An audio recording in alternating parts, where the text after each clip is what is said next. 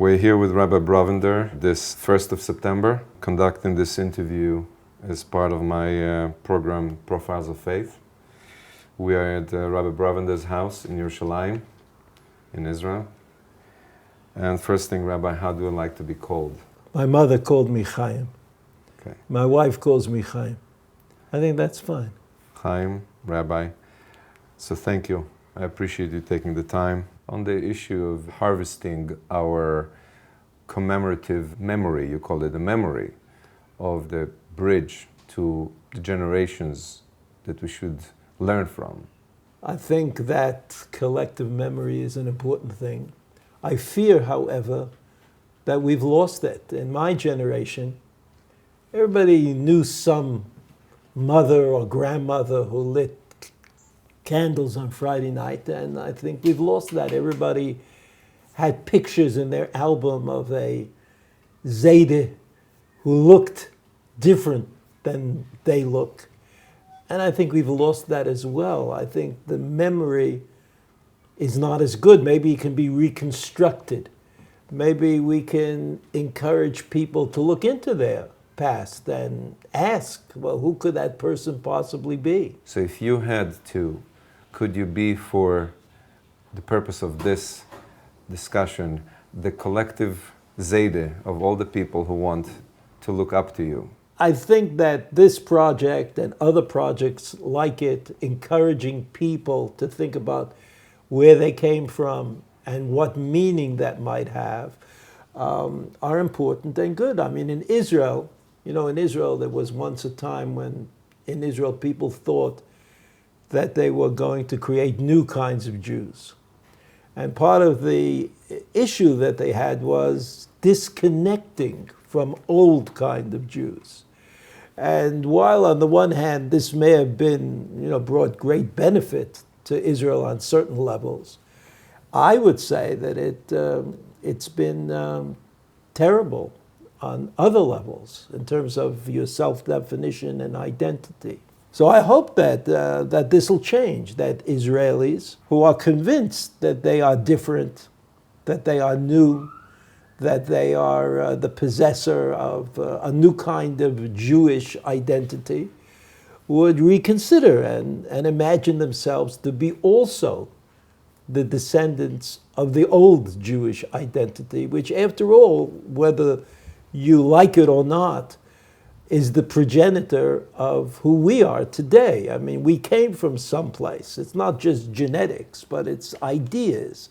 The ideas that we inherited from somebody, and they from somebody. And even though we had this intention of not looking like them and not talking like them and not thinking exactly like them, there's no doubt that they made us. And looking into who they are is a way of looking into who we are. And that's important. Thank you, Rabbi. I'm interested in what touches your Jewish soul. What brings out in you the Ahavat Hashem over the Yirat Hashem, although both are important. Ahavat Hashem is defined, the search for Ahavat Hashem is defined by the Rambam. Already in Hilchot Yesodei HaTorah, the Rambam says, you just have to look at the world. You look at how much of the world is working in our favor, is serving our cause. He's talking about nature and science. And the more you look into the world and understand its complexities and think that all those complexities were put into place by HaKadosh Baruch Hu for us. They all do us a great service. That produces Ahavat Hashem. My own addition, small, minor addition, is that you could also look at human enterprise. The search for science, the search for music, the search for art, the human enterprise. God built us so that we could create things. We're not just another kind of animal that works on instinct and does what it does because it has no other thought. We somehow are able to open ourselves up to a variety of enterprises, to a variety of talents that might be stored within ourselves. We're able to find them and develop them. And this is a wondrous thing that HaKadosh Baruch Hu gave us, the power to be who we are. I'm asking you, as Rabbi Brovender, as Chaim, what makes you feel the love to Hashem? What does it for me mostly is Talmud Torah. I find that all those things that people say about learning Torah, for me, they are true. If I spend an hour learning Torah, I feel good about that hour. If I understand something that I've learned, then I feel elated by that. It's almost as though, as the Nefesh HaChaim says, that somehow I'm allowed entree into a very secret place which represents the mind of God. I'm in the conversation. I'm in the conversation, even if I go down the wrong track sometimes in my understanding of things. But I'm in that conversation. And right or wrong, it gives me a wonderful feeling. So that Talmud Torah for me is the main effort that I have, which gives me the pleasure, which changes my worldview, which enables me to carry on doing all sorts of other things that I don't necessarily understand very well. It's what sustains you. It's what sustains. Well, I haven't tried without it, but it makes me feel that I'm doing something special. Can you tell us a little bit about your road of what you've done from Web Yeshiva, Atid, Amiftar, Brovender's, Lindenbaum, and so on? Well, that kind of sums it up, I think. But in your words, it sounds better. Once I met Rav Shaya Shuv Cohen, the chief rabbi of Haifa in Yerushalayim, years and years ago. And he was, of course, very famous, and I was not too famous. And he said to me, what do you do? So I told him that I was a Melamed, that I taught people how to read Mishnah and Gemara and Chumash, things like that. He said to me, but I've heard of you. How could you be a Melamed? And I heard of you. So I said, well, in order to improve my image, I say I'm a Rosh Yeshiva. But really, I'm a Melamed. Now, of course, this is a takeoff on what Rabbi Soloveitchik always used to say. So all these titles are really about one thing, giving people the opportunity to learn Torah, to be involved at their level, at their speed, to join the community of people who learn Torah. That is why you have gone internet-based with the Web Yeshiva, so you can reach more people as me sitting in America and watching you, and interactively can participate in the shir. That's true, but I feel that it's the future. That the internet is going to give everybody the opportunity to learn Torah from whomever they wish to learn from, no matter where they find themselves. This is an idea that is so mind-boggling that many people who I speak to just can't get it. They can't understand. So of course it's better to go to a particular yeshiva, to listen to a particular Rosh Yeshiva. But if you're not there, it's a wonderful thing to be able to be in the shir that he gives, no matter where you happen to find yourself. So what I'm doing, I think, is not just teaching people Torah on the internet, which is, of course, a nice thing to do, but I like to think that I'm pushing the envelope a little bit. I think what a nice way of putting it is that you're being more inclusive.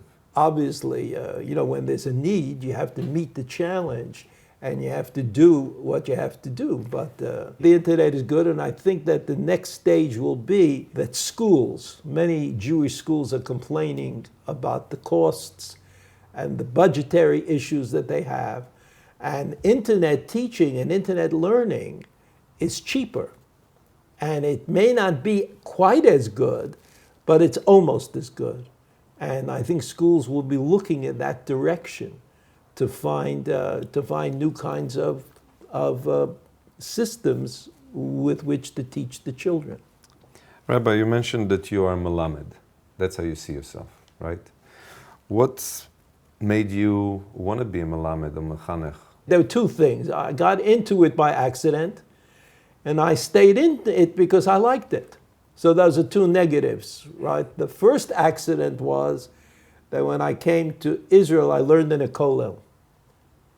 You know, people come from America to Israel and learn in kollels usually because they have nothing to do and don't know what they should be doing. So I was learning in a kollel. The head of the kollel, Rabbi Elephant, Zichrono Livrocha, he thought that having an American program would be a good idea.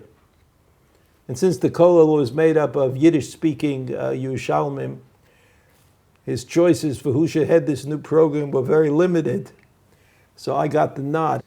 He thought that I should do this, so I did. And I liked it. I never got tired of it. I never got tired of teaching Torah. I've done it for many, many years, and many, many groups, many types of kids. I always like it. So I just kept doing it until it was really impossible for me to do anything else. So here I am, a Melamed. That is inspiring. If I would tell my mother, Zichrono Livrocha, that her son became a Melamed, boy, it wouldn't go well. It would not go. Speaking about your mother, I don't know where I heard it, but I heard that you mentioned somewhere that your grandmother was the best davener you ever met. Is that true? The grandmother is always the best davener because grandmothers daven not by hour and not by community, but they just place themselves before the Rebbeinu Shalom, which is what davening is supposed to be about. And it's so hard to recreate that, but originally it was the Magen Avram who said it, about his grandmother. And he said that he didn't understand why his grandmother didn't daven Shachris and Mincha. And one night, the Magen Avram, one night he was up very late and he heard his grandmother getting up, and she always got up at 4 to clean the house and bake the cakes and make the, right? So he heard his grandmother walking around the house and talking to HaKadosh Baruch Hu about her children, her grandchildren, wishing this one well and that one. So he said, obviously a person who is talking to the Rebbeinu Shalom doesn't have to daven. What's she going to daven for? That was the insight of the Magen Avram. But I think it's true about grandmothers, and grandmothers are people that you should look to learn how to daven. Men can also look at grandmothers. It's not a terrible thing, not at all. One of the worst places to learn how to daven is what they call shul, right? Where people get together in order not to daven. You know, like if they stayed home, somebody would say, "Oh, you didn't go to shul today? You should daven at home." But if you go to shul, then no one tells you to daven. It's like a kind of an aberration, but it's the fact. So you go to shul, you talk to your friends about how the week was and how the stock market is and what's the latest with so-and-so and the latest with somebody else. But you don't daven. But you went to shul. Somehow there's a compensation there. I'd like to be on the positive. That's positive. Look at your grandmothers. That is where the positive. Look at your grandmothers. Look at the women davening at home. I mean, it's true that women want to go to shul sometimes. They want parity. I never could understand exactly why they want it, because they could talk to each other at home. They don't have to come to shul to talk to each other. But the people who daven at home, women who daven at home, can you imagine? You can't fool anybody. Like when you daven at home, you have to just daven, because otherwise there's nothing else that you're doing. In shul, you don't have to. As a child, who inspired you the most regarding Torah and Yiddishkeit? It's hard for me to say. I mean, I would like to say Rabbi Soloveitchik, but I didn't feel that I was really in a position where I could see him as my inspiration. You know, he was so far removed from any achievement that I might have I'd be to say that I would like to emulate Rabbi Soloveitchik, although he had a dramatic effect on me in this regard. Rabbi Soloveitchik is the only shiur that I ever went to where I had the feeling that the Maggid shiur was learning. Everybody else comes in and they have a beginning and a middle and an end and it's all set up. I'm not saying that Rabbi Soloveitchik didn't have that. He also had a beginning and a middle and an end, but he was also learning. He was learning in the shiur. It was him. He was learning. So that was a very impressive thing to me. It was a very impressive thing to me. But I think that when I was a kid, I was in Bnei Akiva. And Bnei Akiva, they told us, religion and Torah and Eretz Yisrael, they all go together. And I fell for it. I thought it made sense to me, and I didn't ask all the other people who disagreed why they disagreed. But I was young, I got married and I came to Israel. Well, you're reaffirming what my belief is that you should do things when you're young and foolish. That is the best recipe for marriage. I'm still doing things that are a little foolish. Rabbi, who are your heroes in the Torah?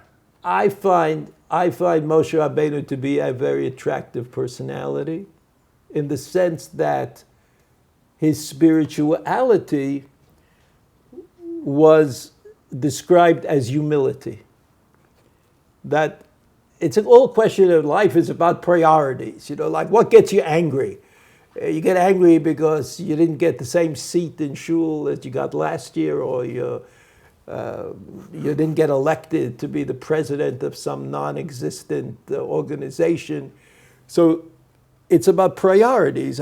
People obviously think that those are very important. And Moshe Rabbeinu knew that having experienced the presence of God, there was nothing else that could ever be quite important on any level. That's what Rashi teaches us at the beginning of the Chumash. It says, Naseh Adam, the Torah says, God says, Naseh Adam b'tzalmenu chidmutenu.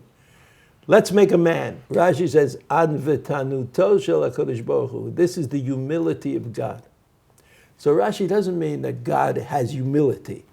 Rashi means my opinion. Right? Rashi means God created humility. And he created humility by conversing with the other people in heaven. He created humility in order to give us the option of humility, because that's what makes us godlike, right? The ability to be able to discern what's really important from what is not so important. Is that what a mechanech is? Sometimes. Rabbi, it sounds that you had some form of support in your Jewish background, in your Jewish upbringing. Many Jewish kids today don't have role models and they don't really understand the value of their Judaism, their Jewishness, their Jewish soul. They're drifting, they're confused. How do you tell a person about the value of his ancestors, about his Judaism, about the Oibishter, about your view of God's world? One of the things that people have to learn is that there's a great product that we have created over the last 2,000 years. And that product is nothing to be ashamed of, quite the contrary.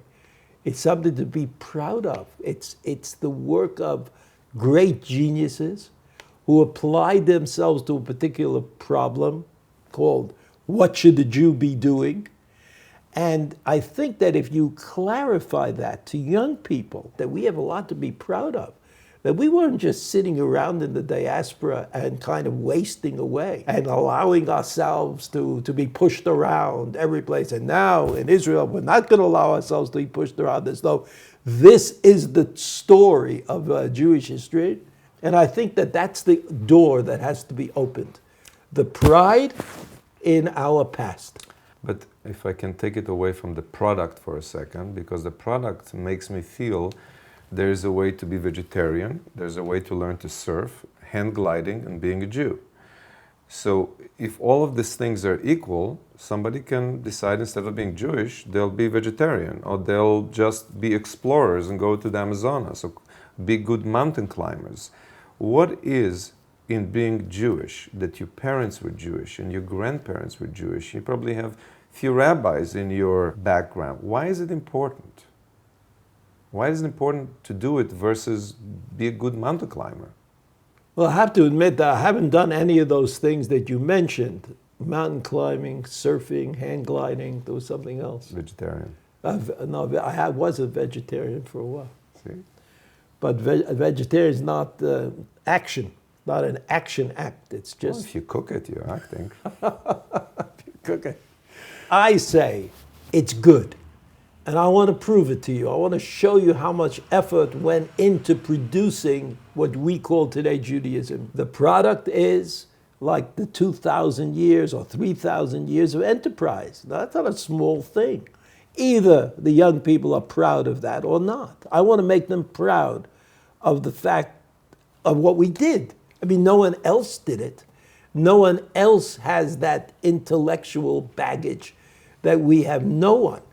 There's no, I mean, it's true the Greeks produced well for a short period of time, but I wouldn't want to join with the Greeks today. Jews in general have been on the forefront of every movement there is, from communism to Buddhism to any ism there is. So they have actually been doing exactly what you want. They've been following the products. So if Judaism is just a competitive product, some people may like Buddhism. The question is, why is it important to continue what your Zayda did, what your Zayda's did? What is it important beside the product? I think that's a further stage. You originally asked me what I would do. What I would do is sell our intellectual history. That's what I would do. A person doesn't have to justify always the way he is. You just have to feel good about it. Now, it's true that if there's a Jew out there who and I can engage him in a conversation about halakha, the chances that I'll be able to kind of interest him in being Jewish are great. I mean, if I have to fight with Mao Zedong, I don't know if I'll win or I'll lose, but I don't have to. That's not the issue.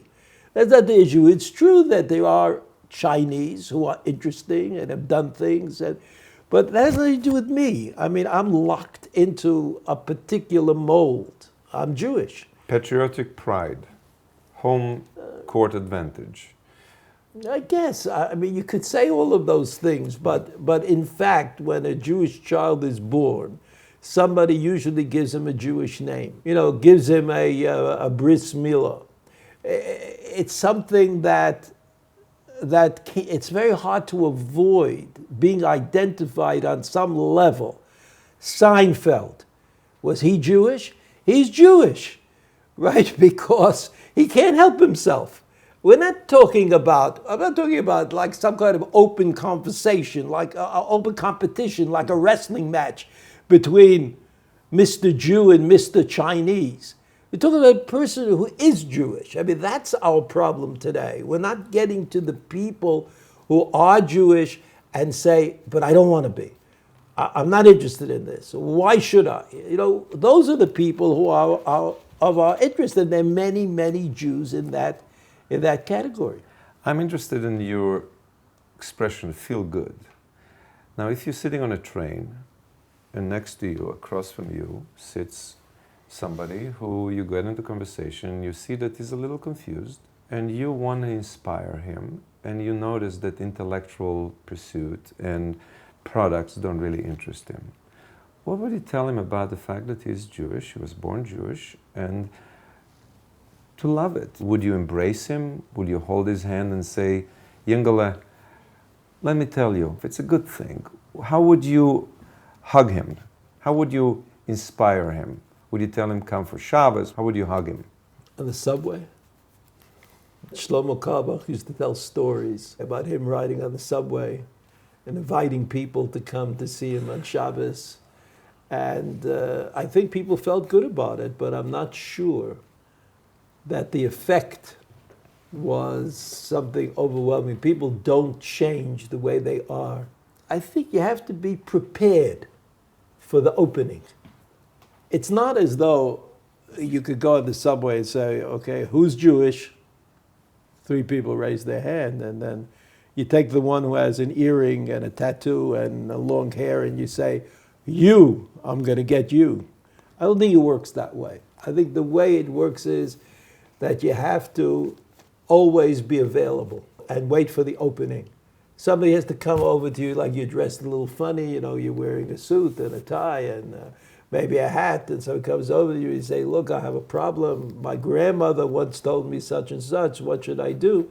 So you have to be ready to pick up on that opening and to say, look, give me a call. We'll talk about it. Let's sit down here. I'll tell you what I was thinking.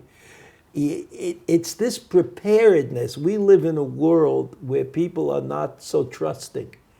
And so somebody comes over to me and says, oh, look, my grandmother said this or that. So I say, oh, I don't want to talk to this. Who knows? Maybe he's a drug addict. Maybe he's out to steal my money. So we kind of trained ourselves. I used to ride the subway all the time from Brighton Beach to Yeshiva University. It's a long ride. And all kinds of people came on and off in the subway. Not all of them looked so appealing or interesting. So you learn kind of not to say hello to people, not to be outgoing. I mean, that's a byproduct of the world that we live in. So the first thing we have to do is tell ourselves, the people who are in this, we have to be open. We have to be open, we have to look. And when we see an opening, to jump in and to take it. And I don't think that you could just run after people and say, are you Jewish? Put on tefillin. I don't think so. You could do that at the kotel, because the people who come to the kotel are already expressing something about themselves. Rabbi, if I understand you correctly, I understand that the real way to embrace somebody is to convince them that you are available to their opening, that you are there for them. Is that the last push? I think it's the first push, not the last. There has to be some beginning conversation. And the beginning conversation should come from the side of the person who is seeking something. He seeks peace about a certain issue. It's something that's bothering him, and he has to know that he can ask you that question. Now, some rabbis are very good at that and give others the impression that they are available. And other rabbis give the impression that they're not so available, that they're very busy, so busy that they can't deal with people who are not members of their congregation, which I think is always a sad note. Rabbi, switching to a different path, is you lived through one of the most amazing periods of renewal in Judaism in the world, where Judaism was almost decimated, and an amazing renewal where we have now probably more than we've ever had. How do you see this? I think the great thing that the Jewish people have created in the last 60 years is called the State of Israel. If you look back on modern Jewish history, starting from 1945, there isn't anything that happened that was expected. In other words, de facto, you could always use clever categories to explain anything.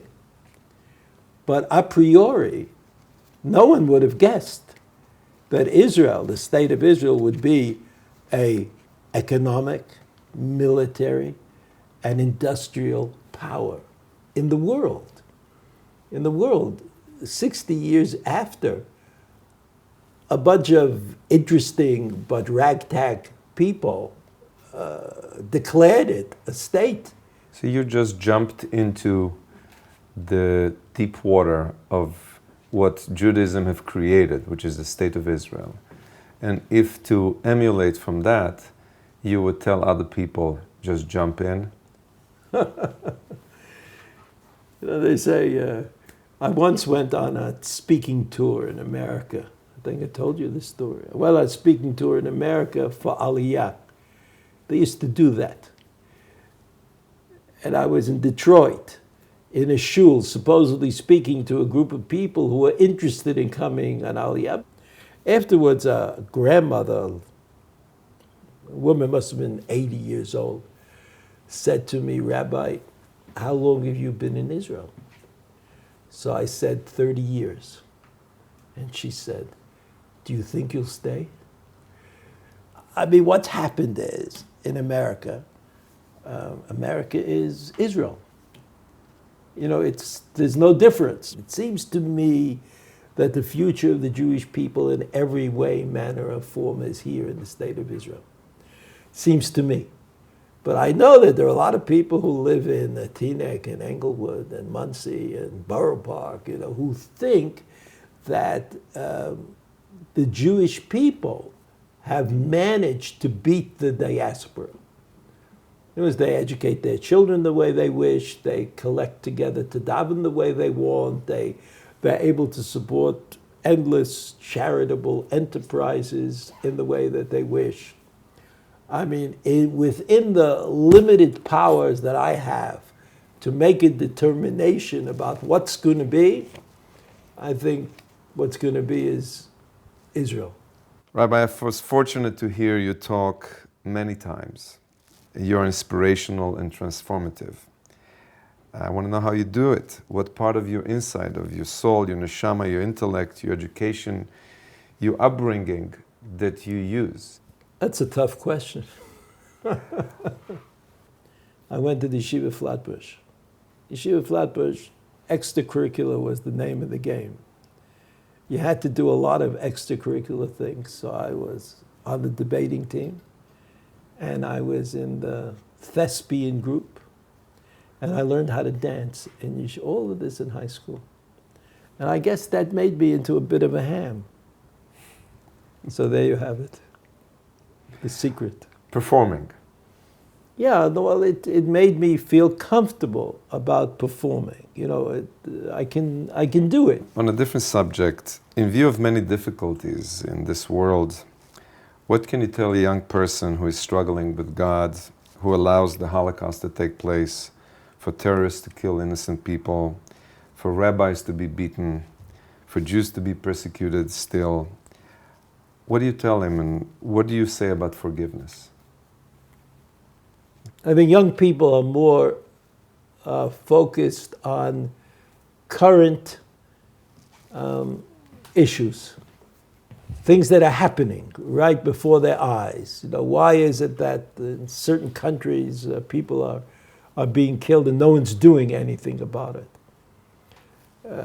Not so much the atrocities of the past as the atrocities of the present. That's my opinion. My personal engagement with young people is that they're more interested in trying to understand why we haven't learned a lesson from our own past histories, why thousands of people are being killed here and thousands of people are being killed there, and somehow the world finds itself unable to take the required steps to stop that. That's my personal impression. As far as the bigger questions, I find it very difficult to second guess God. What did you ask when you were hurt? Did you say, Hashem, I'm a teacher, I'm a melamed. Why did you allow people to do this to me? Why did you have any conversation? I thought about the Rambam. You know, the Rambam says in the end of the Moreh Nevuchim that even though God is watchful, that doesn't mean that God is watchful all the time on everything. So that when Zaid is like John Smith, when Zaid steps on a cockroach, it's not because that cockroach was given a death sentence in heaven. Not everything. So that's how I thought about myself at the time. I was the cockroach. I mean, it could have been anybody else. It wasn't me. You understand? It I wasn't understand, a but judgment that I had, that in heaven they decided that Brovender should be beaten to a see, pulp. you answer one question, but you're raising another question. You're saying to the people who ask about Ashgacha Pratit, why should or would or could I get this or be assigned that or punished for this any given second? You're answering, sometimes they're bad ladders, is Acher, in the famous, and that agrees with me. But for the whole concept of a watchful God, a caring Avinu, Malkeinu, even a boss who allows his, we have OSHA, who allows his employees to fall off a scaffolding, the boss is not a good boss. A mefaked, a commander, who asks his soldiers to do something that can harm them unnecessarily is a bad commander.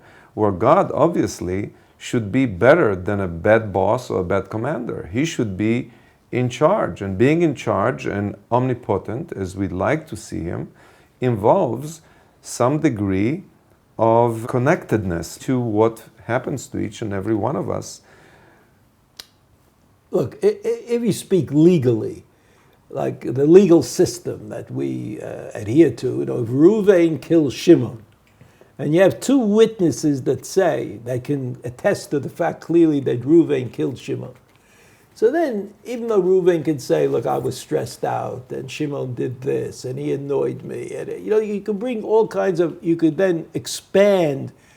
The only way the system can work is if you're able to isolate Reuven killing Shimon and saying that that's the only issue on the table.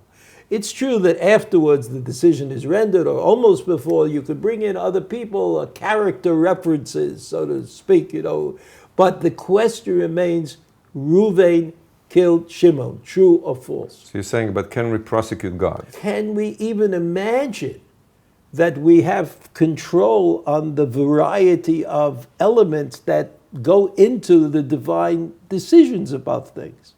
I mean, the whole thing is unimaginable. I don't know. I mean, we see things from one point of view, but maybe years and years later, we might see them in a different point of view. There was a time when we thought that the destruction of the temple was the end of the Jewish people. And we did not imagine at that moment, I think, that Torah would become the new Beit HaMikdash, and that we would, with Torah, be able to withstand disaster and diaspora and etc. So we didn't know that at the time, but that's how it was.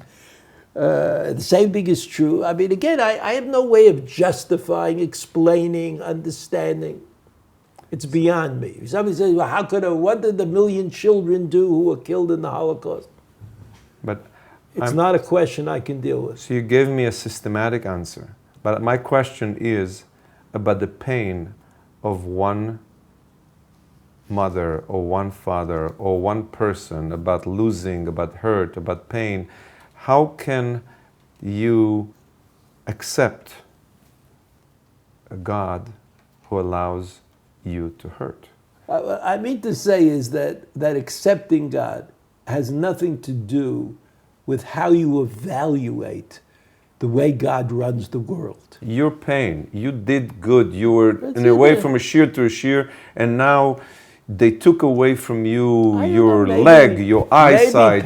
Maybe pain is a good thing. I always say, people ask me, what did you think at that moment? And I say, nothing. I was in too much pain.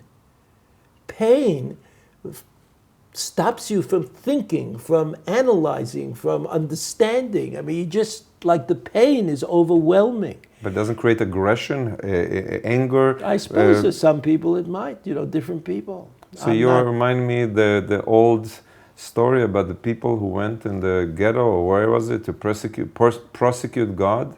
They found him guilty, and then they went to daven mincha. Look, it's a story.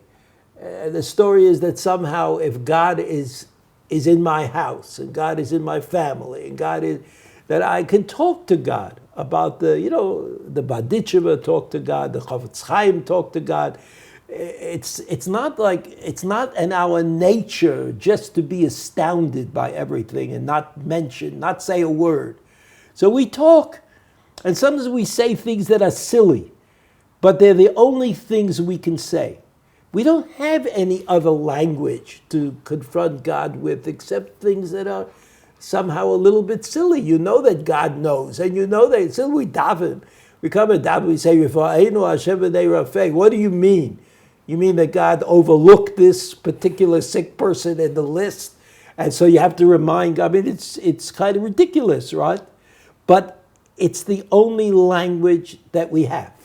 It's the only thing we think that we could share with God, even though it doesn't make any sense. But that's what your story is. You just made sense to me. I figured out something new. You are saying that our secret as God's people is for as long as we can talk to Him, then we have God. And if we don't talk to Him anymore, then we lost Him, and then we lost something in ourselves. So actually, the reason to keep God in the picture is that without Him, we have nobody to talk to. We're alone. It's pretty good.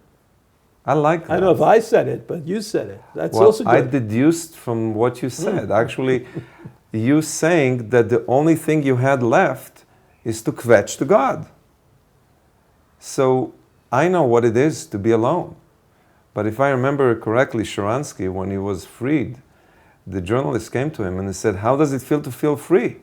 To be free? And what did he answer them? He said, I was always free. As long as you are wired, you have the Wi-Fi, you're connected. That's for sure. In other words, no one can prove to anybody else that God exists, even though everybody who thinks that God exists knows absolutely that He's right. I think you're talking about what somebody expressed in a very communicative way. He says that there is the outer empiric and there is the inner empiric. So the reason for our conversation here is to talk about the inner empiric, although we're doing it from the outside. You have something that you can communicate. It's an inner empiric conviction. And you cannot prove it, right, but you can smile it. Yeah, you can hug it. You can be very definitive about it. You know, someone who speaks to God doesn't need any excuses. He doesn't need to create a complicated theorem about why God exists, because he just spoke to God. I find people to be really going about it very often the wrong way. They have an inner empiric, inner conviction. Then they go out to prove why God is God, because He created the universe. It's an outer empiric. And they have the secret. I think what you say is true, and I think it's always say it's important to go to a shul to daven in a place where you think there are other people who daven. It's enough just to think that. You don't have to prove it. No. But if you think that there are people in the shul who really daven, and you can stand next to them, you could put yourself with them, then you'll daven. You'll learn how to daven. I've always lived with my own people. I've never tried the other option. And I've always found it to be positive and valuable. So nobody out there, theoretically, living with the difficulties of Am Yisrael, is it enough? I don't know. I mean, it's hard to imagine something that's unimaginable. So I'm saying, Am Yisrael is... is doing very well. Imagine if we were in Eastern Europe today or in America, 50-60% of the nation would be assimilating. Here in Eretz Yisrael, nobody assimilates. Hardly anybody. Even though they want to. They work hard. But they have nobody to assimilate to. It's look at that. Look what happened after the Age of Enlightenment and after the terrible Holocaust in Europe. I mean, so God put us in a place where all we can do is grow. So on this topic of God putting us here and watering our plants, What do you think about Mashiach, the Geula? I would say about that some things, like there are two forces. They're the forces of heaven and the forces of earth, on earth. So everybody, they both want the same thing. They want everything to turn out. But what we're not always sure about is what the percentages of effort are. Like how much does God take care of the whole thing? Like, the Satmar Rav would say, God will take care of it. It seems to me we have to do as well as we can. We hope that in heaven this doesn't go unnoticed. In Eretz Yisrael, we have a focus. In other words, we can think of ourselves as being here permanently. Whereas one of the features of diaspora living is that you might always have to move. Of course, I would like this to be the beginning of something even greater. I mean, who would not? Your message is that being in Israel is being home. Home means that whatever you invest is going to remain. That's what I think home is. I think home is, you go here in Eretz Yisrael, there are shuls that have not been operating for 1,000 years. We dig them up, put them together again, and it's a shul. It's amazing. In Bovel, there were a lot of shuls. At the time of the Tanoim, the Moroim, nobody's digging them up and rebuilding them. So that's even America. The neighborhood changes. You have to sell the shul to the black Baptists and build another shul somewhere. Nobody's going to go back to the black Baptists and take the shul back. So what do you think about people who are rebuilding shuls in Europe? I think okay. Everything. Everything has to do with memory. Everything has to do with people have memories that they think are important, so they go to Lezhensk and they go to Ger and they go. I mean, even though it's ridiculous because Ger is here in Eretz Yisrael, what do you want to go to Ger for? I mean, it's an old warehouse, but it touches you somehow. It's in Hebrew they say nekudat siyun. It's like it's in my history. I want to see it. I don't want to go back. Right. But I'm not leaving Yerushalayim. I'm not leaving Bnei Brak or Ashdod or wherever the Ger Hasidim are. No one would come up with that kind of idea. The same thing is true about Braslav. Braslav, okay, they go to Uman, but they all come back. It's like you go for Rosh Hashanah, but Yom Kippur, they're all back. So... on the topic of the covenant of God with the Jewish people, and about getting into tough questions. And about the whole issue of Tikkun Olam, I've had this question. What do you tell a person who is struggling with the universe, with Judaism, with the family, with making a living, and you tell him then that the fate of the world is resting on his shoulder? I think if a person feels or sees himself as being an important cog in the created world, in God's created world, that he'd be able to deal with other problems as well. If a person thinks well of himself, a person goes to shul and says, I am here representing God, and I'm here to fix God's world. That attitude will be helpful in a myriad of other things that he has to do. He won't just fail. He'll be out there fighting his own failure. So I don't think that these two things are contradictory. I think they feed, positively on each other and sometimes negatively. Repeating a question that I asked my son, my third son, Elichai, who was 21, what would you ask a great rabbi? And he said, can you make deals with Hashem? God, you know what's in my heart. I don't feel like getting up this morning, putting tefillin, going to shul. I'm meant to do it, but is it okay? I'll do it tomorrow. I mean, doesn't everybody do that? I mean, most people are imperfect in their devotion or halakha, but they say it's all right. Just now, just once, I think most people do that. The world is going from the right to the ultra-right. Guilt now is punishable. If you didn't do something, then it's terrible. And there are more and more people who make now Judaism totally by notes. You missed a note, and you're out of the choir. I don't think that's true. I mean, I may be out of some kind of connectedness, but I know the yeshivot very well, the world of yeshivot. And even though they try to present themselves as producing a standard product, and that every Bachur yeshiva is exactly the same, in fact, that's not the case. In general, people are held in by the community, by the friends, by the standards that you would like to have for your family.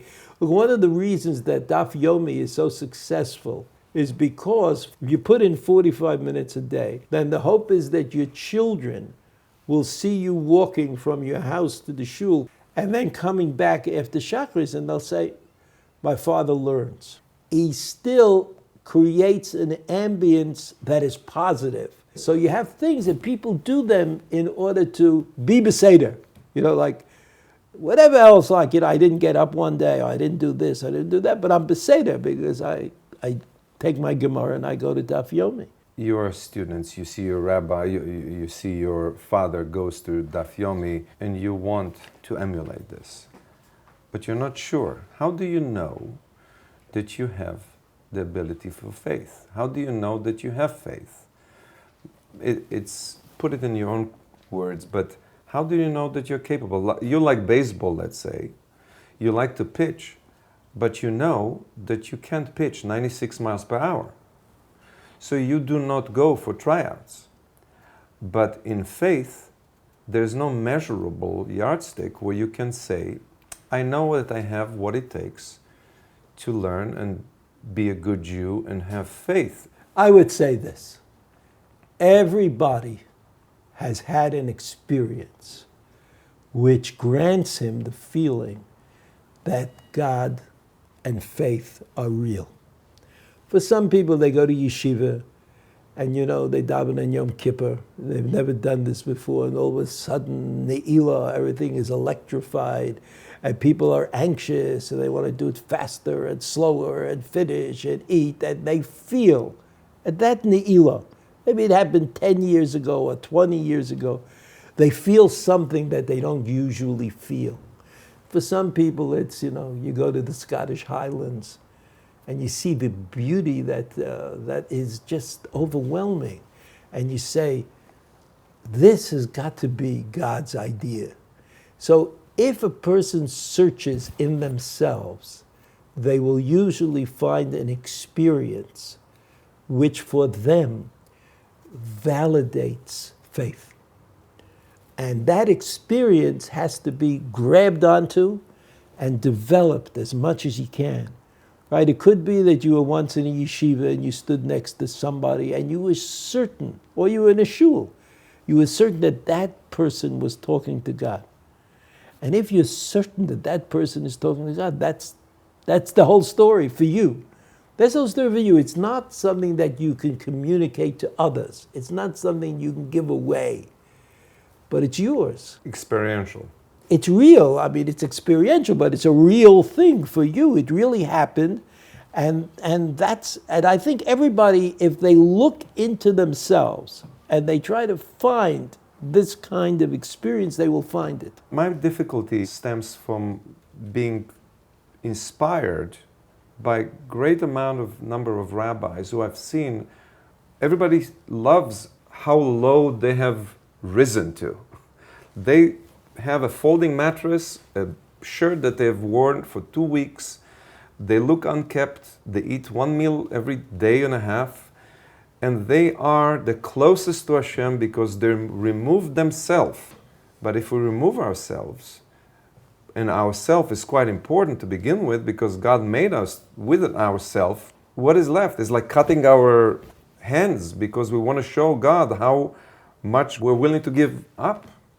But don't we need ourselves? It seems to me that the Rambam's position on this point is that you have to be thoughtful. The Rambam's position is eating, no gluttony.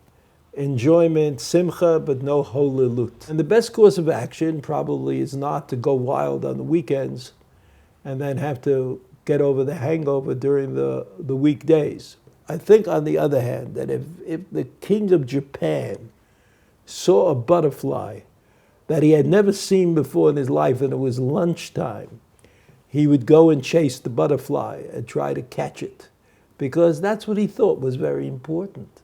So if a person learns Torah and thinks it's very important, and it sustains him, it gives him a good feeling, then he should probably follow the stars in that direction. But I think that the principles of the Rambam are correct, that you have to be thoughtful about what you're doing. You have to be clear that you're doing as well as you could do at this time. I mean, you don't have to be neurotic about it, I think, but you have to be clear-minded about it. And it's true that sometimes you have to take your wife out to dinner. You referred to the topic of judgment. A person should judge for themselves what is the right thing for them at the moment. Maybe a movie, maybe a dinner, maybe learning. And if they could, they would. But they're told by a lot of Rabbeim out there that they should aspire to overcome their needs because their needs are bad. And learning is good, and if they succumb to their needs, they should feel guilty about it. So you need chizuk to give them. I can rephrase something that the Lubavitcher Rebbe told me.